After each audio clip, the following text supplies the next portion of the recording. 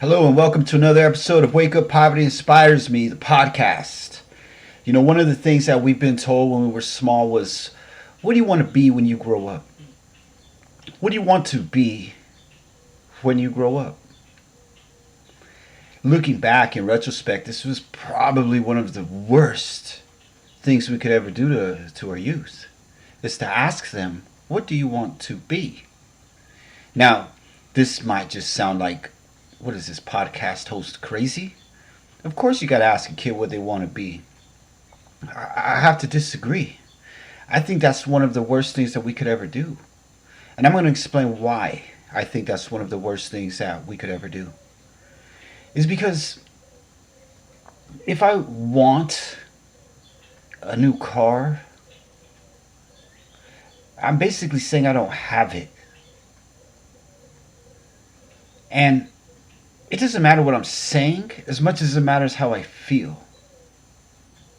I don't have a new car, so I can say I don't have a new car and feel a certain way about it. Are you following me? Now, as a kid, we don't really know what we want. We're just trying to explore the world that we're born into. But you might say, I want to be a fireman or a police officer or a YouTuber or a professional fighter or a lawyer. You could go on and on about things that you might want to be. And that want is always going to make it that you're not that thing. But somebody might say, well, no, I oppose that because then I might take them action towards that thing. Somebody says, I want to be a doctor. So the next thing you know, they're going to school, they're studying, and then one day they become a doctor. So then the counter argument would be, well, how would they know what they wanted? Sounds like a very logical point. But let's go back to how many years they wanted to be a doctor. You don't think it would have been best served their practice if they saw themselves as a doctor already while they're in practice, before practice?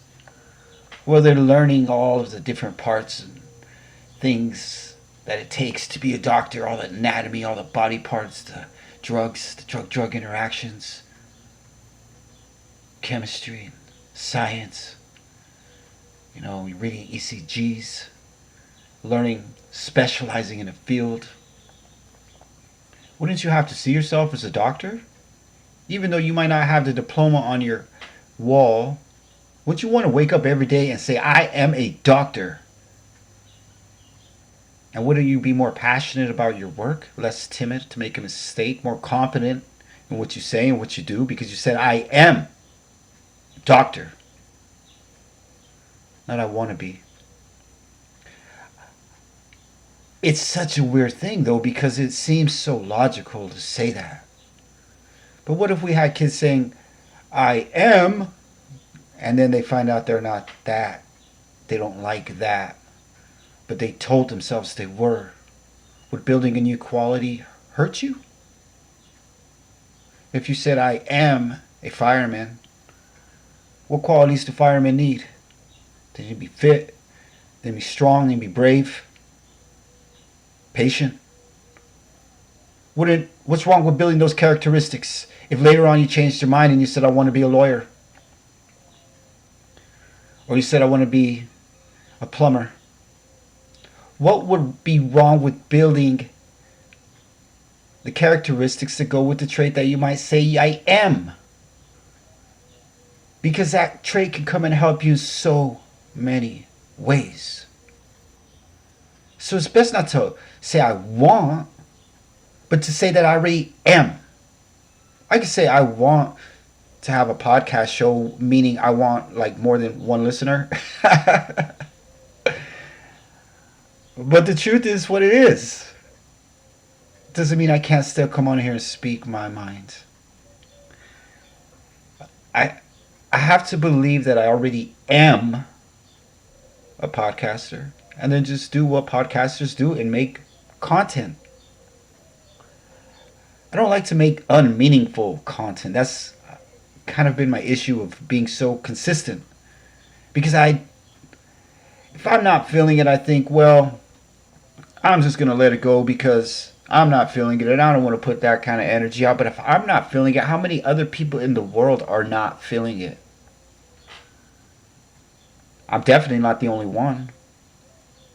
But if I'm studying and I'm learning on how to deal with this not feeling it, well, wouldn't it make sense to share that information with other people? I mean, logically, yeah, of course. But would I have to wait to say I want to be a famous podcaster? I want to make a lot of money. What would that even matter? How would that even drive the message? It wouldn't. If I want, I just am.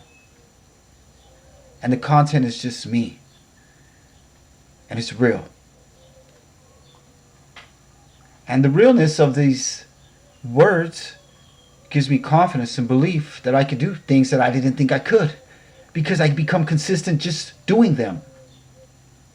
You know, we are consistent at things.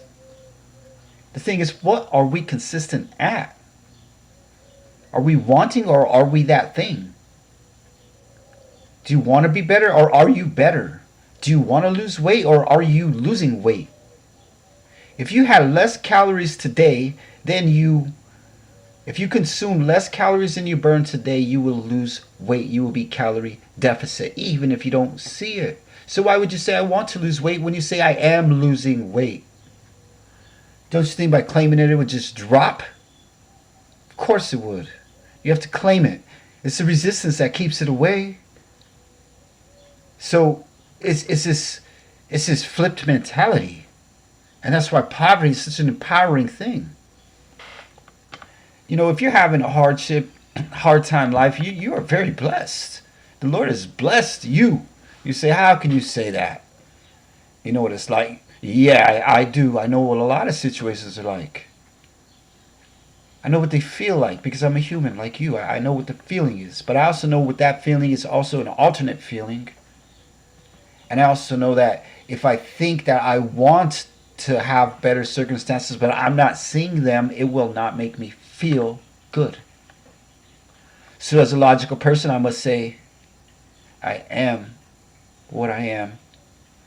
And I am going to always be who I am because I am whatever it is you want to acquire. Even if you don't have it.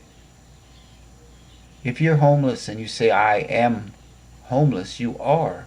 But if you say, I am en route of making my home, you might find your circumstances begin to change as you claim a different reality. Now, these are just examples that come to the top of my head.